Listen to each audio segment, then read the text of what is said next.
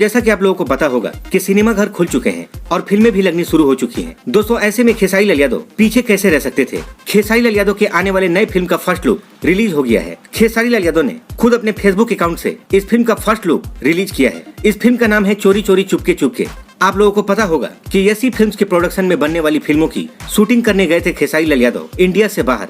दोस्तों इन्हीं फिल्मों में से एक फिल्म का फर्स्ट लुक रिलीज हुआ है। फिल्म का नाम है चोरी चोरी चुपके चुपके। और दोस्तों इस फिल्म में खेसारी लाल यादव के साथ नजर आने वाली है सहर अफसा जी। और दोस्तों आपको बता दें कि इस फिल्म के म्यूजिक डायरेक्टर, राइटर और डायरेक्टर रजनीश मिश्रा हैं और प्रोड्यूसर अभय सिन्हा, शिवांशु पांडे और निशांत उज्जवल हैं। आपको बता दें कि Rajneesh Mishra ji one of the best director हैं भोजपुरी फिल्म इंडस्ट्री के और खेसारी लाल यादव के साथ उनकी जोड़ी हमेशा कुछ नया करती है और बेहतरीन करती है। तो दोस्तों हम उम्मीद करते हैं कि इस बार भी कुछ बेहतरीन देखने को मिलेगा। ये फिल्म अब तक की सबसे ब्लॉकबस्टर फिल्म होने वाली है।